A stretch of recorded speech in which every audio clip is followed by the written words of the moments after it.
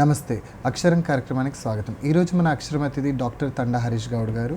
ఆయన నీటి దీపం, గాలి లేని చోట, ఇన్బాక్స్, వంకతాడు, పిట్టగోడు లాంటి కవిత్వ సంపుటాన్ని ప్రచురించారు. అంతేకాదు ఎందరో యువకులకు సంబంధించి వాళ్ళ కవిత్వంలో ఉన్న అంశాలని విశ్లేషిస్తూ ఫేస్బుక్లో సిరీస్ కూడా రాశారు. ఈరోజు ఆయనతో మాట్లాడి ఆయన కవిత్వం గురించి, ఆయన సాహిత్య ప్రయాణం గురించి ఆయన మాటల్లోనే తెలుసుకుందాం. నమస్తే హరీష్ గారు. నమస్తే అండి. ముందుగా మీకు శుభాకాంక్షలు. మీ పిట్టగోడు పుస్తకం ఈరోజే వచ్చింది. ధన్యవాదాలండి. థ్యాంక్స్ అండి. కార్యక్రమం మొదలుపెట్టే ముందు ఒక కవితతో మనం ఈ కార్యక్రమాన్ని మొదలు పెడదాం. తప్పకుండా అండి. ఇన్బాక్స్ అనేటువంటి కవితా సంపుటి నుండి ఓ కవిత వినిపిస్తున్నాను. కవిత పేరు ఆన్లైన్. ఒక సెకనైనా విరామం లేకుండా మాధ్యమపు చెట్టు కొమ్మలు రెమ్మలుగా ఆకాశానికి పాకుతుంది. వాట్సాప్, ఫేస్బుక్, ఇన్స్టా, హలో, టిక్టాక్లు, ఆ యాపులు ఈ యాపులు దూదిపింజల్లా మెత్తగా వేలికొసలను ముద్దాడుతుంటాయి. పుట్టి సంవత్సరమే ఏళ్ళని పిల్లగానికి సెల్ ఫోన్ పాట లేనిదే ముద్ద దిగదు. వాడికి ring టోనే జోలపాట.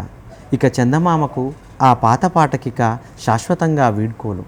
PUBG, free fire, call of duty, hopeless land ఇవి పిల్లలు పొద్దున్నే, మధ్యాహ్నము, సాయంత్రము, రాత్రనే కాదు ఎప్పుడు పడితే అప్పుడు వేసుకునే క్యాప్సుల్స్. జై tick talk, winner winner chicken dinner ఇవి పిల్లల రాత్రి కలవరింతలు, నినాదాలు. కొంతమందివి అక్షరాల పలకరింపులు, పైసా ఖర్చు లేని పువ్వులు, బర్త్డే కేకులు, చరవాణుల్లో కృత్రిమ వర్షం, ఆలింగనాలన్నీ మీడియాలోనే. ఎదురుపడితే ఎడమొహం పెడమొహం, ఎవరో తెలియకుండానే హాయ్, ఎంతో పరిచయం ఉన్నట్టుగా హోయ్, రెక్కలు కట్టుకొని ఇన్బాక్సుల్లో వాలుతారు. ఫేస్ తెలియకుండానే ఫ్రెండ్, ఏమిటో తెలియకుండానే ఏదో. ట్విట్టర్లో ట్విస్ట్ అవుతూ, ఇన్స్టాలో ఇష్టాలను ఒలకపోస్తూ, టిక్టాక్లో కిట్క్యాట్లు తింటూ, హలోలో చెలో చెలో. పచ్చని పంట చీలగట్లు, పిల్ల తెమ్మరలు, గ్రాఫిక్స్లోనే మిక్స్, కోయిల పాటలకు సరికొత్త ట్యూన్లు. మనుషులిప్పుడు అనుబంధాలను, ఆప్యాయతలను డేటాతో కొనబడ్డ ఓ కొత్త యాప్ రూపాలు. మనిషి జాడ కోసం వెతికే వాళ్ళకి ఒకటే చెబుతున్నా, please check whether is online or offline. ప్రస్తుతానికి ఉన్నటువంటి సోషల్ మీడియా జీవితాన్ని చాలా అద్భుతంగా వర్ణించారు. నీటి దీపం మీ తొలి కవిత్వ సంపుటి. ఆ సంపుటి ఏదైతే ఉందో ఆ సంపుటి రాయడానికి ముందు, రాసిన తర్వాత ఆ లైఫ్ కానీ లేదంటే సాహిత్యం తెచ్చిన మార్పు గురించి చెప్పండి.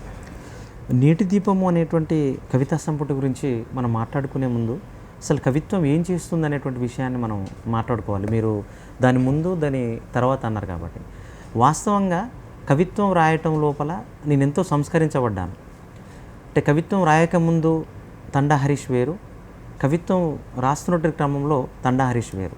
ఎందుకంటే నీటి దీపం నేను పుస్తకం లోపల అచ్చేసినటువంటి కవితల్లో చాలా పేరు తీసుకొచ్చినవి బఠానీలవ్వ, రొట్టెలమ్మలు. ఈ ఇద్దరి జీవితాన్ని నేను కవిత్వం చేయటం లోపల వాళ్ళ జీవితాన్ని చాలా దగ్గరగా చూడటం వల్ల నేను చాలా సంస్కరించబడ్డాను. నాలో ఆత్మవిశ్వాసం పెరిగింది. ఎందుకంటే బఠానీలు అమ్ముకునేటువంటి అమ్మ నేను పనిచేసేటువంటి పాఠశాలకు వచ్చి, ఆమె వయసు 70 సంవత్సరాలు ఉంటుంది. అక్కడ బఠానీలు, పాపడాలు అమ్మేటువంటిది ఆమె, పిల్లలకి ఇచ్చేటువంటిది, అమ్ముకునేటువంటిది. ఆమెను రోజు నేను విరామ సమయాలలో నేను గమనించేటువంటి వాడిని. ఆ చూస్తున్నటువంటి సందర్భం లోపల నాకు అనిపించేది, ఆ అమ్మ 70 సంవత్సరాల వయసులో అంత కష్టపడుతుంది కదా, మరి ఇప్పుడు నేను ఎందుకు చికాకు పడాలి? నా జీవితంలో ఏ చిన్న సమస్యకైనా ఎందుకు చికాకు పడాలి? నేను ఖచ్చితంగా ఆత్మవిశ్వాసాన్ని పెంపొందించుకోవాలనుకున్నాను. అందుకే ఆమె జీవితాన్ని నేను కవిత్వం చేసేటప్పుడు నేను ఏమన్నానంటే, ఏ విశ్వవిద్యాలయంలో ఎదురుపడని పాఠ్య ప్రణాళిక ఆమె జీవితం అన్నాను. పిల్లలు ఆమె దగ్గర బఠానీలు కొంటారు, నేను కొంచెం ఆత్మవిశ్వాసం అప్పు తెచ్చుకుంటా అన్నాను. అంటే ఆమె జీవితాన్ని నేను దగ్గరగా చూడడం వల్ల, నేను రాయటం వల్ల నా లోపల ఎన్నో మార్పులు వచ్చాయి. అంటే నా యొక్క అనుభవం ఏంటంటే, కవిత్వం ఏం చేస్తుంది అని అంటే కవిని సంస్కరిస్తుంది. మరి కవి ఏం చేస్తాడంటే సమాజాన్ని సంస్కరించేటువంటి విధంగా ఆయన అడుగులు వేస్తాడనేటువంటిది నా అభిప్రాయం. అంటే నీటి దీపానికి ముందు, నీటి దీపం తర్వాత ఒక మనిషిగా, ఒక మానవీయ జీవిగా నేను సంస్కరించబడ్డానని చెప్పడానికి ఎంతో గర్వపడుతున్నాను. ఇప్పుడు సోషల్ మీడియా కావచ్చు, బఠానీలవ్వ కావచ్చు, రొట్టెలమ్మ కావచ్చు, ఈ అంశాలన్నీ కూడా సమాజంతో ముడిపడి ఉన్నటువంటి అంశాలు. అయితే కవిత్వం రాసేటప్పుడు కొందరు వాళ్ళ అంతర్లోకాలకు సంబంధించి ఆవిష్కరిస్తారు, కొందరు వాళ్ళు చూసి దాన్ని ఆవిష్కరిస్తుంటారు. సో ముఖ్యంగా మీరు ఒక కవిత్వం రాసేటప్పుడు మీరు ఎలాంటి అంశాలని తీసుకోవడానికి ఇష్టపడుతుంటారు? కవిత్వం రాసేటప్పుడు నా భావన ఏంటంటే, మన జీవిత అనుభవాన్ని బాగా కవిత్వం చేసినప్పుడు అది ఖచ్చితంగా పలుకుతుంది, గట్టిగా పలుకుతుంది. ఆ కవిత్వం యొక్క ధార కూడా ఎక్కడ కూడా తెగదు. ఆ యొక్క శిల్పము కూడా ఆ వస్తువే నడిపిస్తూ ఉంటుంది. మీరు అన్నట్టుగా అంతర్లోకాల్లో తేలియాడినప్పుడు అది భావుకతతో సంబంధించిన అంశం కాబట్టి అది విశ్వజనీనత వైపుగా అది అడుగులేసేటువంటి అవకాశం ఉంటుంది. కాబట్టి అంటే వాళ్ళ పరిస్థితులను బట్టి వాళ్ళు ఎంచుకున్నటువంటి ఆ యొక్క కవిత్వ ఏరియాలను బట్టి వాళ్ళు కవిత్వం రాస్తూ ఉంటారు. నేనేమంటాను అంటే వస్తువు అనేటువంటిది జీవిత అనుభవం నుంచి రావాలి. మనం చాలా దగ్గరగా చూసినప్పుడు, మనం చాలా మన హృదయం అనేది ద్రవీకరించబడినప్పుడు ఒక నాణ్యమైన కవిత్వం అనేటువంటిది వస్తుంది. దాదాపుగా ఆ కవిత్వాన్ని రాయడానికి మనం ప్రయత్నం చేయాల్సిన అవసరం ఉంటుంది. మీరు అన్నారు కాబట్టి ఒక చిన్న ఉదాహరణ ఏంటంటే, నేను ఎర్రని పెదాల వెనుక అనే ఒక కవిత రాశాను. అంటే రెస్టారెంట్కి వెళ్ళాను. రెస్టారెంట్కి వెళ్ళినటువంటి సందర్భంలో ఒక అమ్మాయి ఆమె సర్వర్గా చేస్తున్నటువంటి సందర్భంలో ఆమెను చూసినప్పుడు ఆ రెస్టారెంట్లో ఉన్నటువంటి పరిస్థితులలో ఎంతో రకరకాలైనటువంటి మనుషులు వస్తూ ఉంటారు. భిన్నమైనటువంటి మనుషులు ఉంటారు, మనస్తత్వాలు ఉంటాయి, మనుషులు ఉంటారు. మరి అక్కడ ఆమె ఎలా పని చేస్తుంది అనేటువంటిది ఆలోచించుకున్నటువంటి సందర్భంలో ఆమె పెదాలకి లిప్స్టిక్ పూసుకున్నది అంటే ఆమె అందంగా కనిపిస్తున్నది, కానీ ఆమె వెనకాల ఎన్నో కష్టాలు ఉంటే తప్ప ఆమె అక్కడ నిలబడలేకపోతున్నదని నేను కవిత్వం చేయాల్సి వచ్చింది అక్కడ. అంటే మనం ఆ అంశాన్ని వాళ్ళని చూసినప్పుడు వాళ్ళ జీవిత పరిస్థితులు కూడా మనకు అర్థమవుతాయి. వాటిని మనం అధ్యయనం చేస్తాము, పరిశీలిస్తాము, దాంట్లో నుంచే కవిత్వం పుడుతుంది అని నేను అభిప్రాయపడతాను సార్. హరీష్ గారు, ముఖ్యంగా మీరు ఒక టీచర్గా ప్రస్తుతానికి వ్యాసాలు కూడా సోషల్ మీడియాలో రాస్తూ ఉంటారు కవిత్వానికి సంబంధించి. ముఖ్యంగా కవిత్వం రాస్తున్నప్పుడు ఇప్పుడు చాలామంది కవుల్ని మీరు పరిచయం చేశారు సోషల్ మీడియా వేదికగా. ఎలాంటి కవిత్వం అసలుకి, అంటే ఆ మార్పు మీరు చూసినటువంటి అంశాలు కానీ వస్తు వైవిధ్యత ఎలా అనిపిస్తూ ఉంది మీకు? సార్, నేను నవతెలంగాణలో వెంటాడే వాక్యాలు శీర్షికన ఒక 33 వ్యాసాలు రాశాను సార్. అంటే వివిధ పుస్తకాల మీద రాశాను. తర్వాత వర్తమాన కవిత్వం పేరుతో నేను ఒక 49 మంది మీద రాశాను. అంటే ఈ వర్తమాన కవిత్వంలో నేను తీసుకున్నదంతా కూడా చాలా కొత్త కవులు, కొత్తగా కవిత్వం రాస్తున్నటువంటి కవులు. మీరు అడిగిన ప్రశ్నలో నాకు చాలా ఇంట్రెస్టింగ్ అనిపించినటువంటి విషయం ఏంటి అని అంటే, వాళ్ళ యొక్క వైవిధ్యత ఏంటి అన్నారు మీరు. ఖచ్చితంగా యువకులు చాలా మంచి కవిత్వం రాస్తున్నారండి. అంటే వైవిధ్యత అనేది చాలా ఉంది. అంటే మెత్తని పిల్లో అని వడకపురం కృష్ణ అనేటువంటి ఒక పరిశోధక విద్యార్థి, ఆయన ఉస్మానియా నుంచి డాక్టరేట్ తీసుకున్నారు. ఆయన చాలా తక్కువగా కవిత్వం రాస్తారు, రాసిన వాటిల్లో మెరుగ్గా రాస్తారు. అతని గురించి నేను రాసినప్పుడు నేను ఆశ్చర్యానికి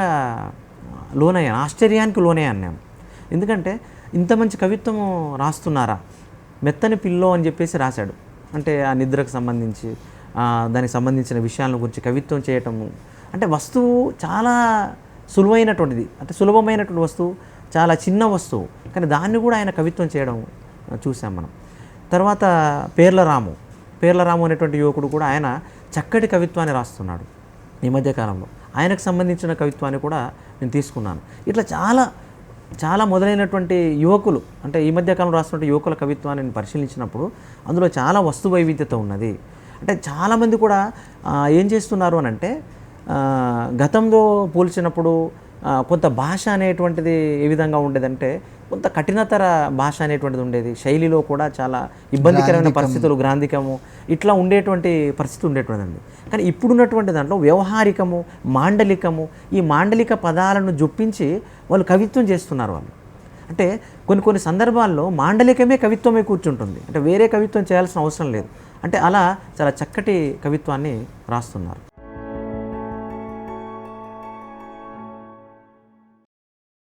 ఇన్బాక్స్ అనే కవిత్వ సంపుటి ఏదైతే ఉందో, ఈ పుస్తకం అంతకుముందున్న పుస్తకం కూడా దాదాపుగా ఎన్నో అవార్డ్స్ని గెలుచుకుంది. దాదాపుగా తెలుగు యూనివర్సిటీ పురస్కారం, సాహిత్య అకాడమీ పురస్కారానికి షార్ట్ లిస్ట్ కూడా అయింది. ఈ పుస్తకం దీనిలో కవిత్వం ముఖ్యంగా చూసుకున్నట్లయితే కరోనాకు సంబంధించిన కవిత్వం, అంటే లైక్ హృదయ విదారకమైన అంశాలు ఎన్నిటినో తీసుకున్నారు. రాసేప్పుడు ఒక కవికి ఒక మానసికమైన ఒక పరిస్థితి ఉంటుంది, దాన్ని కొన్నిసార్లు మనం వర్ణించలేం. సో అలాంటి ఒక భావోద్వేగానికి మీరు ఏమైనా లోనయ్యారా ఇన్బాక్స్ పుస్తకంలోని అంశాలు రాస్తున్నప్పుడు? ఖచ్చితంగా అండి. అంటే ఇన్బాక్స్ అనేటువంటి కవితా సంపుటి నాకు చాలా పేరు తెచ్చినటువంటి కవితా సంపుటి. ఇందులో చాలా అవార్డులు గెలుచుకున్నాను అనేటువంటిది చెప్పడం కంటే చాలామంది మనసులను గెలుచుకున్నాను అనేటువంటిది నేను చెప్పగలుగుతాను సార్. ఎందుకంటే ఇందులో ఉన్నటువంటి కవిత్వం లోపల ముఖ్యంగా అభివ్యక్తి అనేటువంటిది నాకు చాలా ముఖ్యమైనటువంటిది. నాకు అభివ్యక్తిని నేను చాలా చూపించాననేటువంటిది నాకు అర్థమైంది. ఎందుకు అనంటే ఒక చిన్న విషయాన్ని నేను కవిత్వం చేశాను నేను. ఎలా అంటే చిరుదిళ్ళను మనం సాయంత్రం పూట ఒక 3 పొయ్యిరాళ్ళను పెట్టుకొని మనం చిరుదిళ్ళను మనం అప్పలను చేసుకుంటూ ఉంటాం మనం ఇంట్లోపల. దాన్ని కవిత్వం చేసేటువంటి విధానం అన్నాను. ఈ సాయంత్రం వేళ 3 పొయ్యిరాళ్ళ మధ్యలో సూర్యుడిని కుక్కాము అన్నాను నేను. అంటే సూర్యుడిని మంటకు ప్రతీకగా తీసుకున్నాను నేను. అంటే ఆ వైవిధ్యతను నేను ఇందులో సాధించాను. ఇంతకుముందే ప్రోగ్రామ్ మొదట్లో నేను ఆన్లైన్ అనేటువంటి ఒక కవితను చదివాను. అంటే ఈ రోజుల్లో ఉండేటువంటి పరిస్థితులు ఎలా ఉన్నాయో చిత్రించాను. దీంతోపాటు కరోనాకు సంబంధించినటువంటి కవితలు రాశాను సార్ నేను. అంటే అప్పుడు ఏ శీర్షికలతో రాయాల్సి వచ్చిందంటే పిన్ డ్రాప్ సైలెన్స్ అనే ఒక శీర్షికతో రాశాను. అంటే మనమంతా కూడా ఇప్పుడు నిశ్శబ్దంగా ఉండాలి, ఒకరికొకరు దూరంగా ఉండాలి. ఈ కరోనా సమయంలో నేనేమనంటే దూరంగా ఉండడమే అసలైనటువంటి ప్రేమ అన్నాను నేను. డోంట్ టచ్ అనేటువంటి ఒక కవిత రాశాను ఇందులో. తర్వాత ప్రేమ గురించి రాస్తూ 24/7 అని రాశాను. రాస్తూ మా భార్య గురించి రాస్తున్న సందర్భంలో ఒక చివరి స్టాంజాలో ఏమంటానంటే ఆమెను పోల్చాల్సి వస్తే ఆమెతోనే పోల్చాల్సిందిగా నేను అభివర్ణించాను ఆమెను. అంటే ఎందుకంటే 24/7 ఆమె పనిచేస్తూ ఉంటుంది. సూర్యునితో పోలుద్దామంటే సూర్యుడు వెళ్ళిపోతాడు, చంద్రుడితో పోలుద్దామంటే చంద్రుడు కూడా వెళ్ళిపోతాడు, సముద్రంతో పోలుద్దామంటే ఈమె సంసారాన్ని సులువుగా ఈదేస్తుంది. అంటే సముద్రం కంటే సంసారం చాలా గొప్పదని నా అభిప్రాయం. అటువంటిప్పుడు మరి ఎవరితో పోలవాలంటే ఆమెతోటే పోలవాలని చెప్పేసి రాశాను నేను. అంటే ఆ వైవిధ్యతను నేను సాధించాను సార్. ఇన్బాక్స్ తర్వాత గాలి లేని చోట అనే ఇంకో కవిత్వాన్ని తీసుకొచ్చారు. అయితే ఈ 3 పుస్తకాల్లో కూడా ప్రతిసారి రాసిన అంశాలని రిపీట్ కాకుండా చూసుకున్నారు.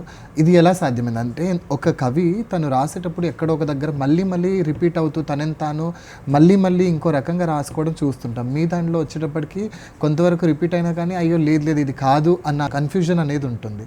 అది ఎలా సాధ్యమైంది? కవి తనను తాను బద్దలు కొట్టుకోవాలి. ఇది పెద్దవాళ్ళు చెప్పిన మాట, సీనియర్ కవులు చెప్పిన మాట. అంటే ఒక కవితా సంపుటికి ఇంకో కవితా సంపుటికి మనం వెళ్ళినప్పుడు తనను తాను వైవిధ్యతను, తనలో ఉండేటువంటి సృజనను కొత్తగా వెలికి తీయకపోతే ఆ కవి పతనము అక్కడ మొదలైనట్టే నా భావన. నేను నీటి దీపం రాసినప్పుడు అందులో వస్తు వైవిధ్యాన్ని తీసుకున్నాను. ఇన్బాక్స్ రాసినప్పుడు అభివ్యక్తిని ప్రాధాన్యతగా తీసుకున్నాను.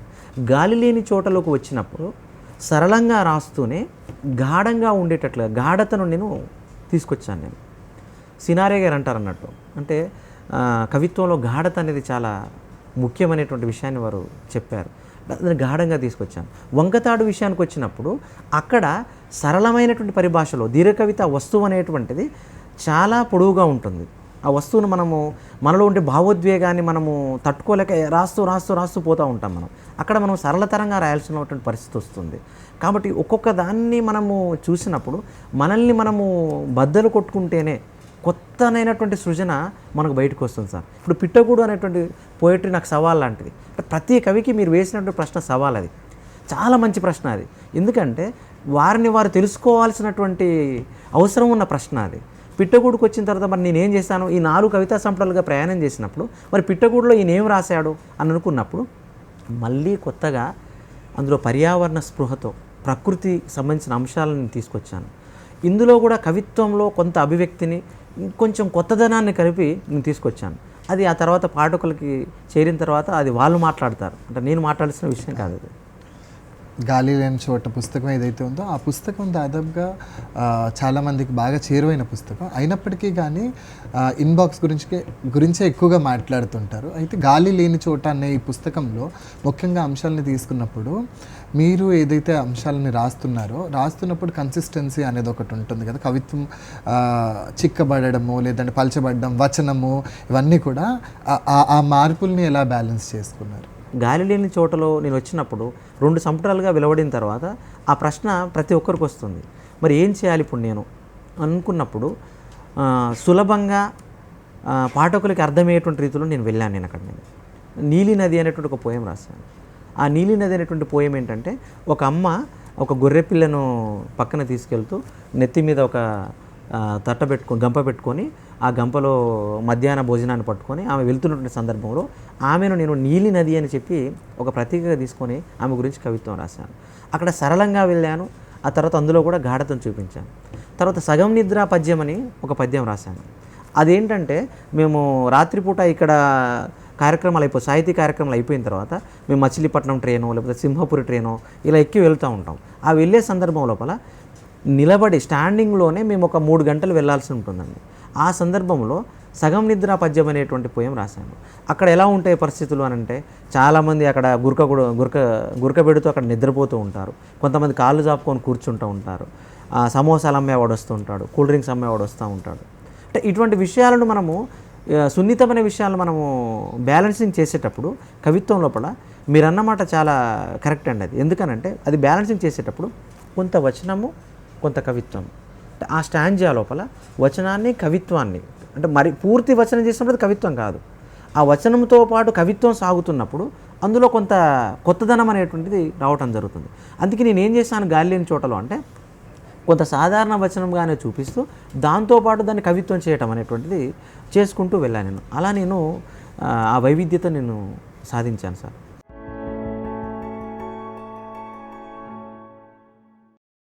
ముఖ్యంగా చాలామంది కవులకు సంబంధించి మీరు వాళ్ళ కవిత్వాన్ని తీసుకొని దాని గురించి విశ్లేషించడానికి రాసేటప్పుడు మీరు కొన్ని పారామీటర్స్ ఫాలో అవుతుంటారు కదా. ఈ పారామీటర్స్ ఫాలో అవుతున్నప్పుడు అంటే కొంతమంది మరీ వచనం వాచ్యం రాయడం కావచ్చు, కొంతమంది కొన్నిసార్లు చాలా లోతుగా రాస్తుంటారు. ఈ బ్యాలెన్సింగ్ ఇవి చూసినప్పుడు అంటే లైక్ కొన్ని సలహాలు సూచనలు లాంటివి ఇవ్వాలని అనిపిస్తూ ఉంటుంది ఎవరికైనా. అంటే మీరు కూడా ఒక టీచర్గా మీ స్టూడెంట్స్తో కవిత్వం అవి రాయిస్తుంటారు కదా. సో మీరు గమనించిన మార్పులు ఈ యువ కవుల్లో?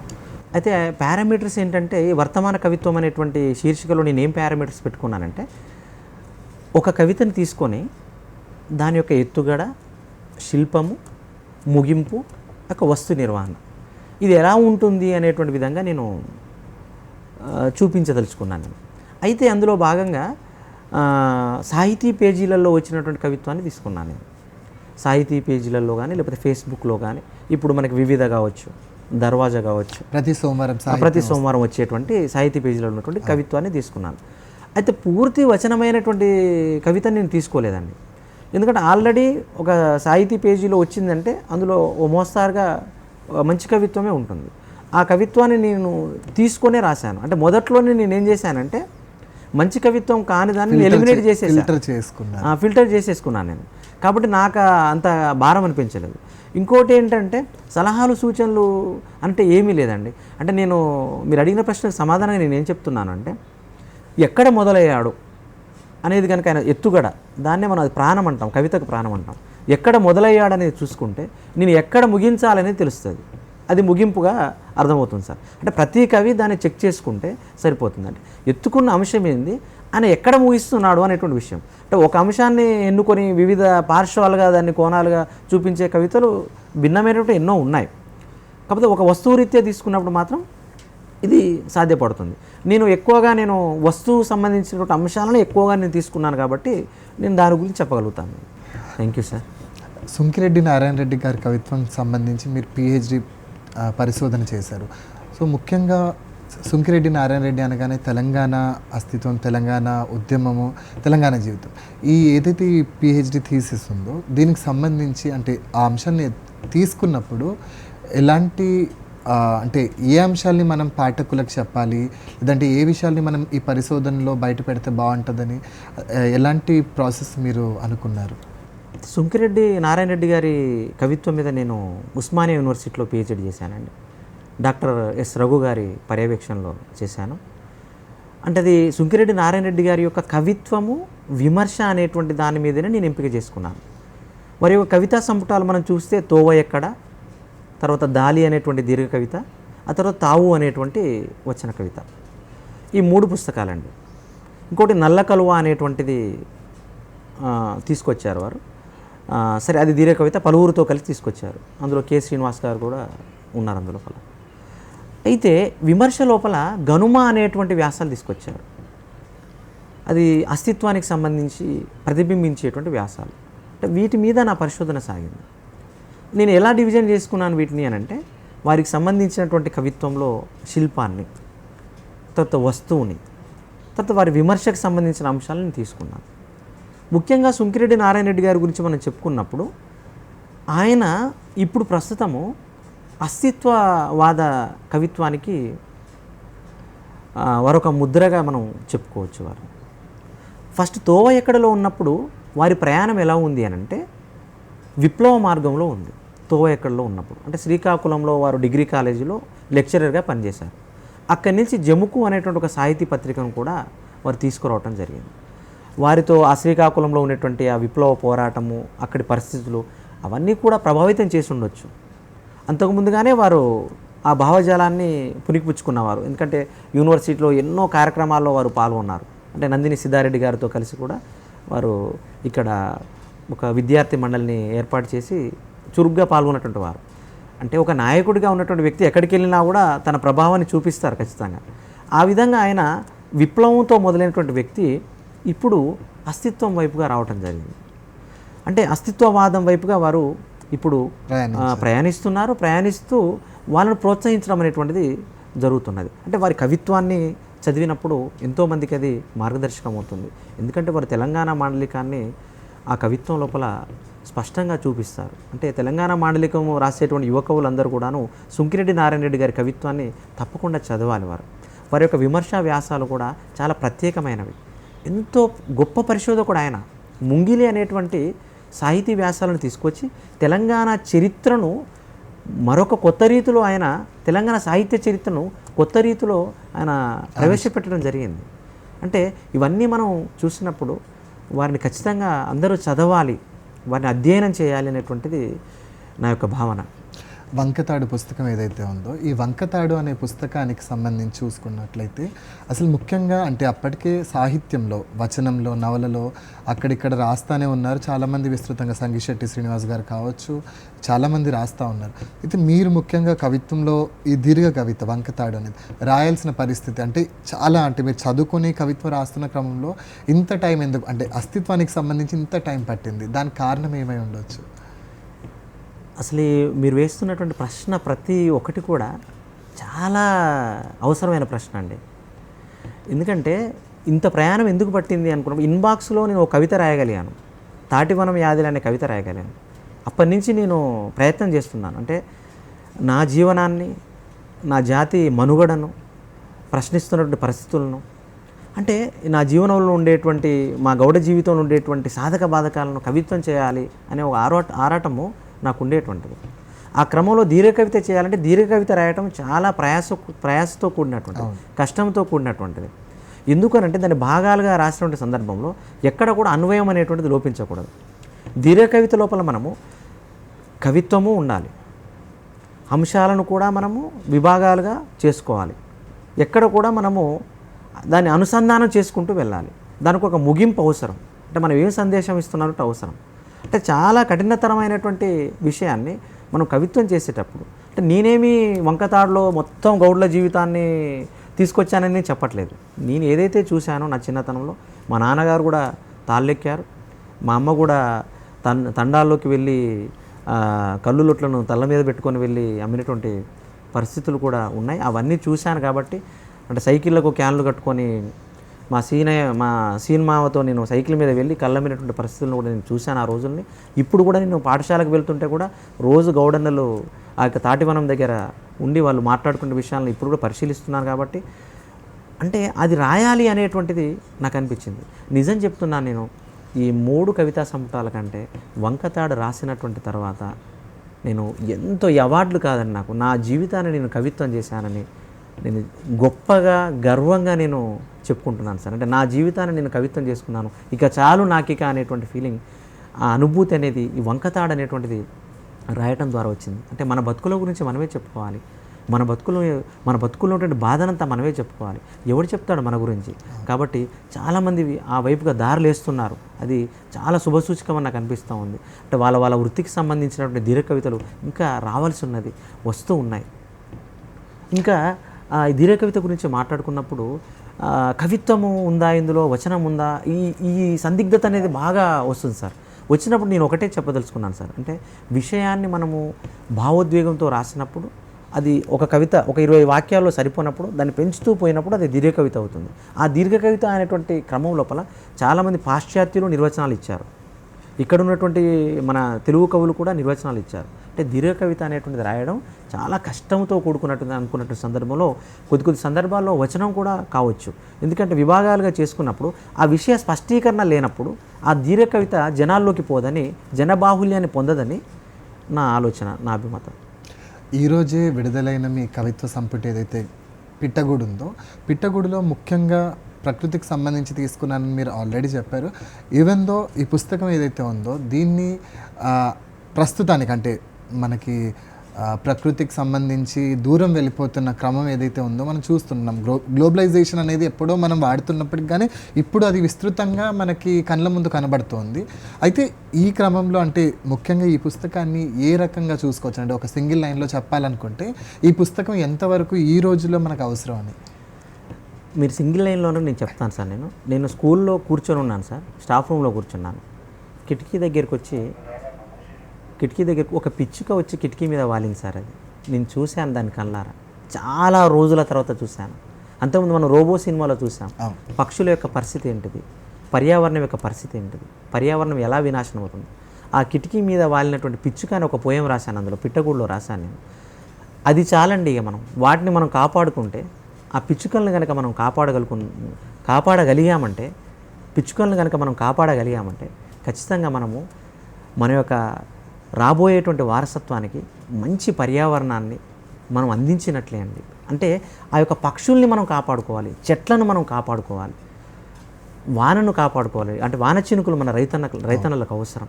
ఇవన్నీ కూడా మనం కాపాడుకున్నప్పుడు ఖచ్చితంగా మనము ముందు తరానికి ఎంతో కొంత ఇచ్చిన వాళ్ళం అవుతాం మనం. అంటే డబ్బు రూపంలో ఇచ్చింది ఖర్చు అయిపోవచ్చు, కానీ పర్యావరణాన్ని కనుక మనం వాళ్ళకి అందించామనుకోండి వాళ్ళ జీవితాలు చాలా మెరుగుపడతాయి. ఈ రోజుల్లో చాలా కలుషితమైనటువంటి ఆహారం మనం తింటా ఉన్నాం. అటువంటి పరిస్థితుల్లో మనం ఉన్నాం.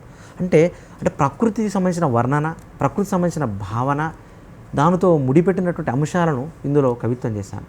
ఇటు ప్రకృతిని, ఇటు మధ్యతరగతి జీవితాన్ని, ఒక నోస్టాలజియాను, అంటే ఇందులో ముఖ్యంగా ఎండకు సంబంధించి, వానకు సంబంధించినటువంటి విషయాలను కూడా నేను ఎండను కొరివిదయ్యం పిల్ల అని ముద్దుగా ఓ కవితలో సంబోధించడం జరిగింది. చాలా విషయాల్ని మీరు ఈ పుస్తకంలో ప్రకటించారని అర్థమవుతా ఉంది. ఇలాంటి మరెన్నో పుస్తకాలని మీరు రచించాలని, మాకు అందించాలని కోరుకుంటున్నాం. చాలా సమయాన్ని వెచ్చించి చాలా విషయాల్ని మాతో పంచుకున్నారు. చాలా ధన్యవాదాలు. ఈ అవకాశం ఇచ్చినందుకు డిడి యాదగిరి వారికి, దూరదర్శన్ యాదగిరి వారికి ప్రత్యేకంగా నమస్సులు తెలియజేస్తున్నాను. విన్నారు కదండి, ఈరోజు మన అక్షరం అతిథి డాక్టర్ తండా హరీష్ గౌడ్ గారితో మాట్లాడి ఆయన పుస్తకాలకు సంబంధించి, ఆయన సాహిత్య ప్రయాణం గురించి ఆయన మాటలను తెలుసుకున్నాం. మరో అక్షరం కార్యక్రమంలో మరో అతిథితో కలుద్దాం. అంతవరకు సెలవు.